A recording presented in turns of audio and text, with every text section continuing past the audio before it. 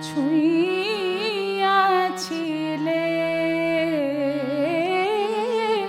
সুরে ও বাণীর মালা দিয়ে তুমি আমারে ছুঁইয়াছিলে অনুরাগ কুমকুম দিলে দেহে মনে অনুরাগ কুমকুম দিলে দেহে মনে বুকে প্রেম কেন নাহি দিলে আমারে ছুঁইয়াছিলে সুরে ও বাণীর মালা দিয়ে তুমি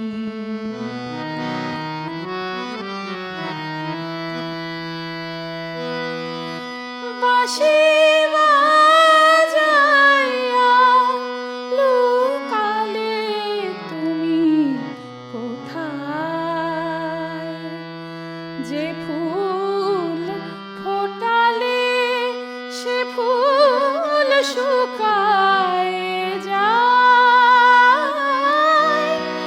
বাঁশি বাজাইয়া লুকালে তুমি কোথায় যে ফুল ফোটালে সে ফুল শুকায় যায় কি যেন হারায় প্রাণ করে হায় হায় কি যে চেয়েছিলে কেন কেড়ে নাহি নিলে আমারে ছুঁইয়াছিলে সুরে ও বাণীর মালা দিয়ে তুমি আমারে ছুঁইয়াছিলে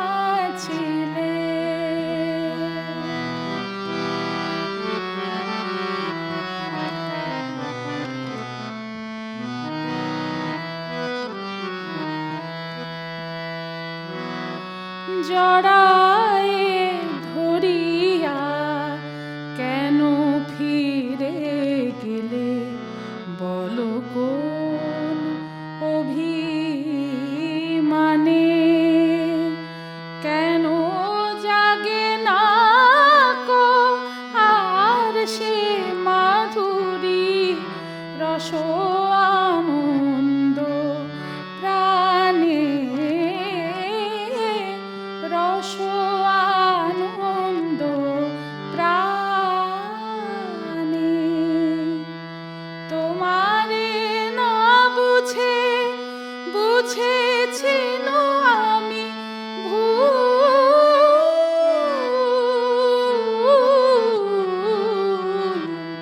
তোমারে না বুঝে বুঝেছি আমি ভুল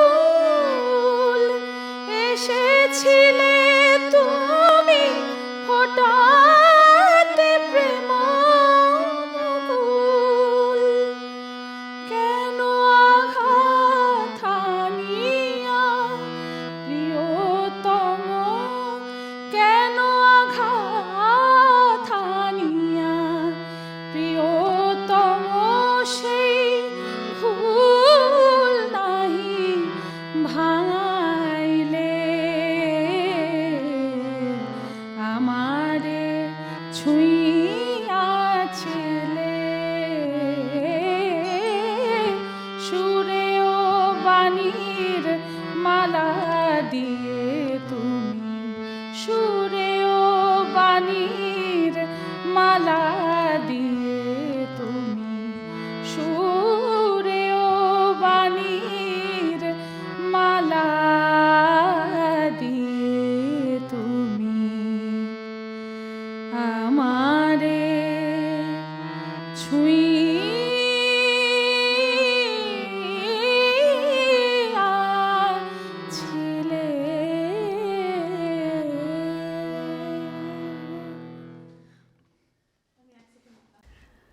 নমস্কার, লাইফ অ্যান্ড লিভিংয়ের আজও একটি স্পেশাল এপিসোড।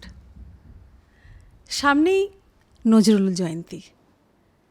আজকে আমাদের গেস্ট শ্রীমতী শান্তা বিশ্বাস গুহ। শান্তা, তুমি স্টুডিওতে এসেছো আর তোমার একটা অপূর্ব গান দিয়ে আজকে আমাদের এপিসোড শুরু হচ্ছে, আর তাও নজরুল গীতি, কারণ সামনেই নজরুল জয়ন্তী আসছে। তোমার মনের একটি ইচ্ছে ছিল যে নজরুল গীতি দিয়ে আজকে অনুষ্ঠানটা শুরু হোক। শান্তা, তোমাকে একটা ছোট্ট করে কথা বলি। Life and living talent unplugged, এটা হলো এই চ্যানেলের নাম। দিল্লি এনসিআরের যত ট্যালেন্টেড মানুষজন আছেন তারা সব চ্যানেলে আসেন। তারা গানই করুন বা ডান্সারই হন বা লেখক লেখিকা, এরকম অনেক মানুষ আছেন যারা নাটক করেন বা যারা আবৃত্তি করেন। বহু মানুষ আসেন এখানে। তো আমার এটাও খুব সৌভাগ্য যে তুমি এসেছো আজকে। এটা অভিনবভাবে তোমার সাথে আমার একটা যোগাযোগটাও হলো। তুমি দিল্লিতে এসছো তোমার অফিসিয়াল কাজে, একটা ওয়ার্কশপ অ্যাটেন্ড করতে এখানে এসছো, আর তোমার সাথে আলাপ হলো। এখানেও একটা ট্যালেন্ট শো হচ্ছিল যেখানে তুমি ফার্স্ট প্রাইজ পেলে। এত সুন্দর গান, তোমার গান শুনলাম। আমার সবসময় এটাই মনে হয় যে ট্যালেন্টেড লোকেরা এখানে আসুন, ট্যালেন্টেড মানুষজন এই চ্যানেলে আসুন, কিন্তু সেটা বোধহয় ভগবান শুনেছেন, তাই তুমি আজকে এখানে। তো তোমার কিভাবে গানের জগতে আসা, গানের ওপর যে তোমার ভালোবাসা, সেটা কবে থেকে হলো? তো কত বড় ছিলে তখন তুমি? আমার একদম ছোট্ট বয়স থেকে গান শেখা, মানে আমি 4.5 বছর বয়স, একদম ছোট, তখন থেকেই আমার গানের প্রতি আগ্রহ। আসলে তখন তো ছোট বয়সে ওইভাবে আগ্রহটা বোঝা যায় না, বলতে পারা যায় না। বাবার আগ্রহটা ভীষণভাবে ছিল, মানে আমার বাবা খুব গান ভালোবাসতেন। তো তাকে দেখতাম, উনি হয়তো বড় জায়গায় সেভাবে শিখতে পারেননি, কিন্তু ইচ্ছেটা ছিল। হারমোনিয়াম নিয়ে বসতেন, গান গাইতেন, গান শুনতেন প্রচুর। তো বাবার সাথে সাথে আমিও একটু গান করতাম, শুনতাম। সেই সাথে সাথেই আমার গানের প্রতি এই ভালোবাসাটা, আর তখন থেকেই শেখা। আর দীর্ঘ অনেক বছর ধরে গানের সাথে রয়েছি। সেই ছোট্ট বয়সে তুমি কার কাছে শিখতে? আমি ছোট্ট বয়সে আমার দিদির কাছে, মানে আমার পিসতুত দিদির কাছে, জয়া দাস, ওনার কাছে আমি প্রথম হাতেখড়ি নিয়েছিলাম, মানে সঙ্গীতের হাতেখড়ি। তারপরে বিভিন্ন গুরুদের কাছে তালিম পেয়েছি, তাদের আশীর্বাদ পেয়েছি।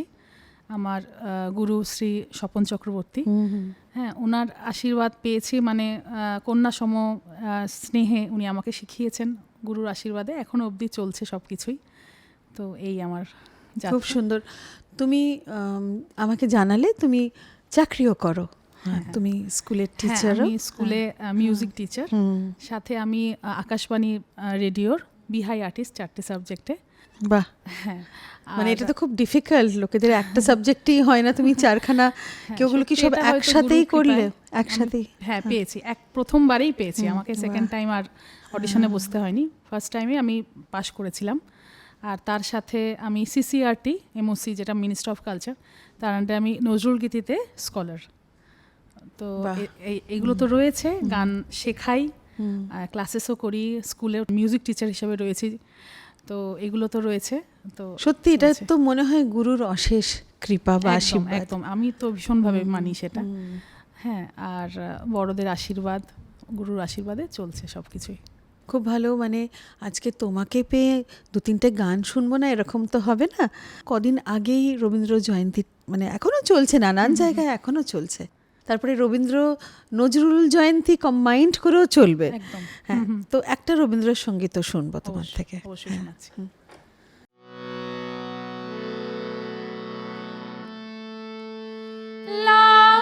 লাবণ্যে পূর্ণ প্রাণ প্রাণে সোহে, একি লাবণ্যে পূর্ণ প্রাণ প্রাণে সোহে, আনন্দ বসন্ত সমাগমে, একি লাবণ্যে পূর্ণ প্রাণ প্রাণে সোহে, বিকশিত প্রীতি কুসুম হে, আনন্দ বসন্ত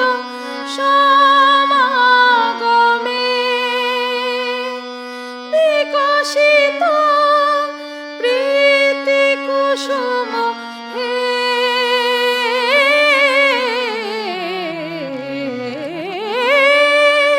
বিকশিত প্রীতি কুসুম পুলকিত চিত কাননে একিলা বন্যে পূর্ণ প্রাণ প্রাণে সোহে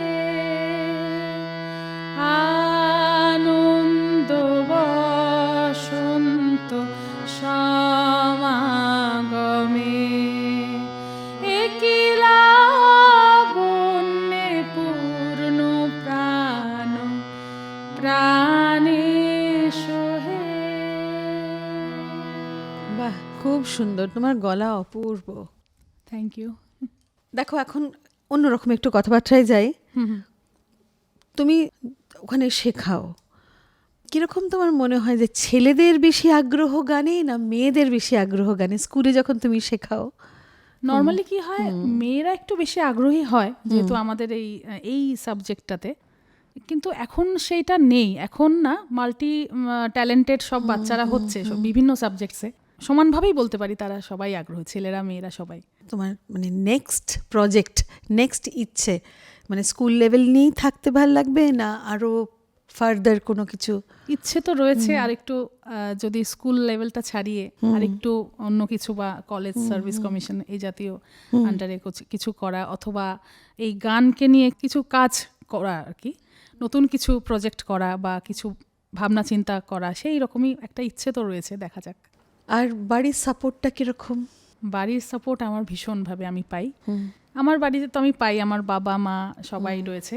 এছাড়াও আমার সত্যি কথা বলতে আমার হাজব্যান্ড, আমার শাশুড়ি মা, শ্বশুর মশাই, আমার শ্বশুরবাড়ির প্রত্যেকে ভীষণভাবে সাপোর্টিভ।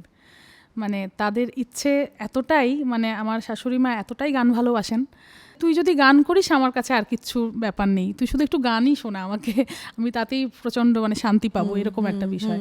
খুব গানের ভক্ত। আর হাজব্যান্ড ভীষণভাবে সাপোর্ট করে, সব সময় সাথে থাকে। কারণ তুমি যখন এর পরে বড় কোনো একটা প্রজেক্টের মধ্যে যাবে বা বড় কোনো একটা পজিশনে যাবে, তখন তো তোমাকে দেশ বিদেশ নানান জায়গায় ঘোরা, সেখানে ফ্যামিলিতে যাতে আরও লোকজন তোমাকে সাপোর্ট করে।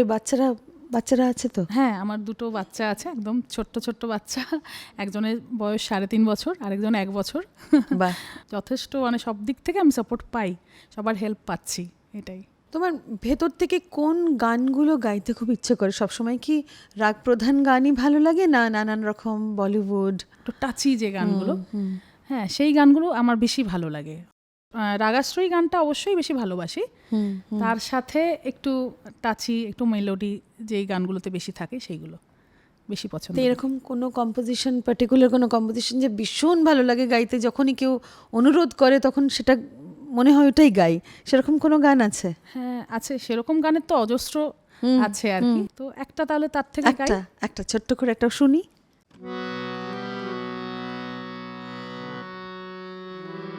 যমুনা কি বলতে পারে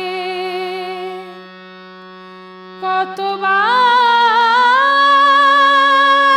কেঁদেছে রাধা, যমুনা কি বলতে পারে কতবার কেঁদেছে রাধা, যমুনা কি বলতে পারে আনমনে চলতে গিয়ে, আনমনে চলতে গিয়ে কোন পথে পেয়েছে বাধা, যমুনা কি বলতে পারে কতবার কেঁদেছে রাধা, যমুনা কি বলতে পারে।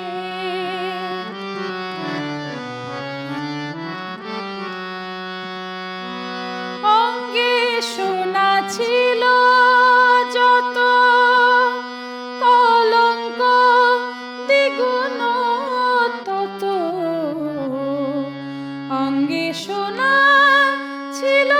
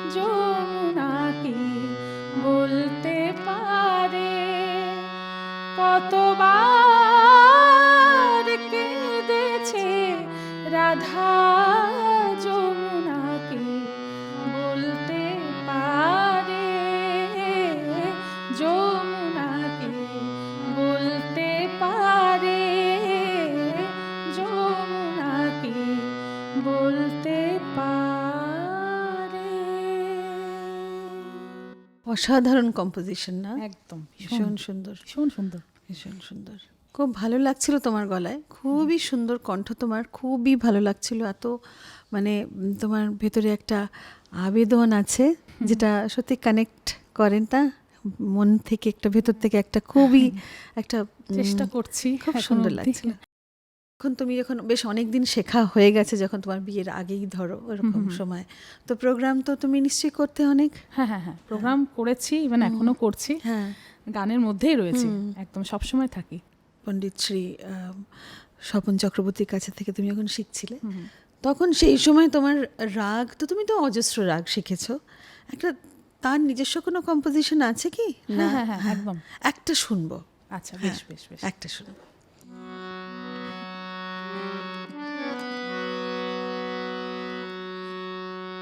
হে মায়াবী রাতে, তুমি বিনে ভালো লাগে না,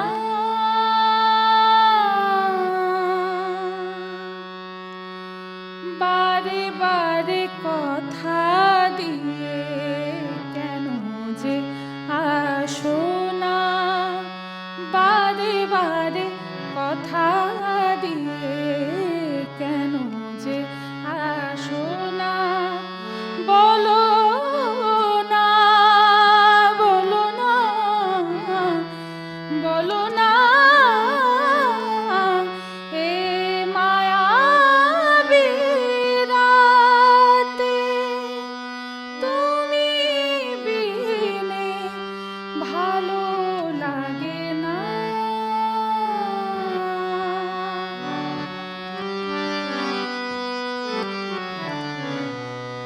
ভালো লাগে না এই মায়াবী রাতে, তুমি বিনে ভালো লাগে না,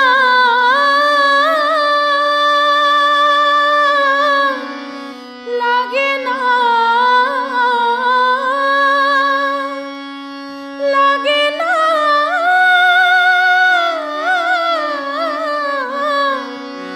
ভালো লাগে না, তুমি বিনে ভালো লাগে না। বাধা মা পারা পা সারে গা বাধা, বাধা মা পা রে মারে নি দা পা, বাধা সা সারে গা রে গা গা, গা রে সা নি রে নি দা, পা পা নি নি সা নি দা, বাধা সা। কত স্মৃতি যায় ভেসে তোমার আসে, নিরাশ হৃদয় তবু তোমা ভালোবাসে, কত স্মৃতি যায় ভেসে তোমার আসে, কত স্মৃতি যায় ভেসে তোমার আসে, কত স্মৃতি যায় ভেসে তোমার আসে, নিরাশ হৃদয় তবু তোমা ভালোবাসে, এ চাওয়া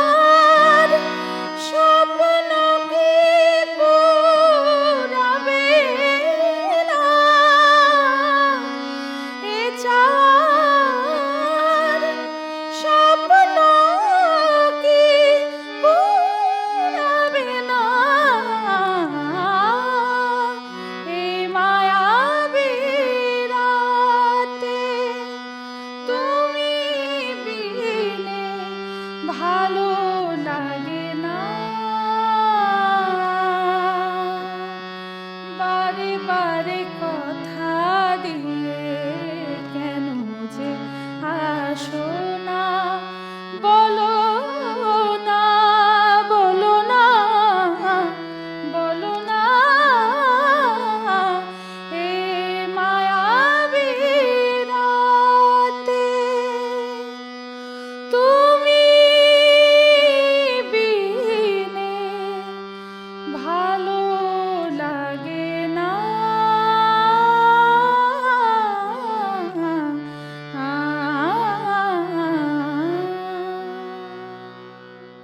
অসাধারণ, মনে হচ্ছে খালি তোমাকে সামনে বসে খালি গানই শুনি, অন্য কোনো কাজ মাথায় আসছে না, যে আর Thank you. কিচ্ছু মানে কিছু হোক সেরকমও মনে হচ্ছে না, তুমি শুধু গান করো আর আমি শুনি।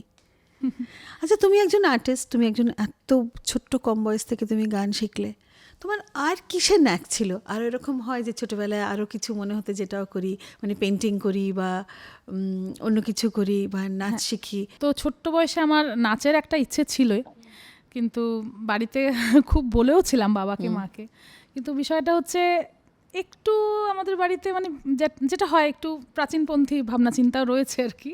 তো সেই ক্ষেত্রে বাবার একটু ইচ্ছে ছিল না, গানটা একটু বাবা ভালোবাসতো, সেই জন্য একটু ইচ্ছে ছিল। এটা আমি এভাবে বলবো না যে ইচ্ছে থাকলেই সবসময় সেটা করতে হয়, হয়তো আমারও ভালোবাসাটা ছিল, বাবা সেটা বুঝেছিলেন বা সুরটা বুঝেছিলেন যে না ওর হয়তো গানটা হবে। তো সেই ক্ষেত্রে বাবাই ভীষণভাবে অনুপ্রেরণা দিয়েছিলেন, বাবা মা প্রত্যেকেই। সেই থেকে আমার গানের দিকেই যাওয়া, নাচে আর যাওয়া হয়নি।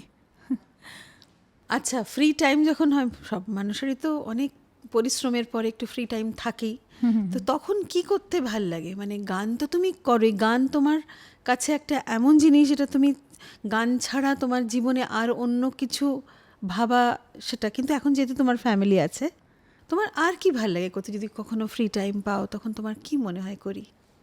সত্যি কথা বলতে ফ্রি টাইম সেই অর্থে পাই না যেটা হয়, কারণ দুটো আমার যে ছোট্ট ছোট বাচ্চা রয়েছে, তো তাদের পেছনেই পুরো সময়টা যায়। ফ্রি টাইম বলতে যতটুকু এদিক ওদিক থেকে ম্যানেজ করি, তো তার মধ্যেও গানের মধ্যেই থাকার চেষ্টা করি, মানে গানটা শুনি যতটুকু সম্ভব, গান শুনে শুনে কাজ করা বা এই জাতীয়। বা বাচ্চাদেরও আমি যেটা ভাবি যে ওদের মধ্যেও সুরটা আসুক, তো ওরাও যাতে, যেমন আমার ছোট্ট বাচ্চাগুলো, মানে সেটা একটু জাস্ট শেয়ার করছি, ওরাও কি একটু গান পেলে ওদের মধ্যে সেই রিদমটা যেটা নর্মালি হয় বাচ্চাদের মধ্যে কম বেশি আসে, তো ওরাও গানটাকে এনজয় করে। আমিও চাই সেটা যে ওদের মধ্যেও আসুক, আমিও নিজেও গান শুনতে খুব ভালোবাসি আর বাচ্চারাও খুব ভালোবাসে, তো এইভাবেই ওটা তো ডেফিনেটলি আসবেই। তুমি যদি এত সুন্দর মা যদি কারোর গান করে আর তার বাচ্চারা যখন ওই কান তৈরি হয়ে যাবার পর থেকে সেই গান তারা শুনতে থাকে, জানি না নিশ্চয়ই কি তাদের হবে, ভেতরে আসবে।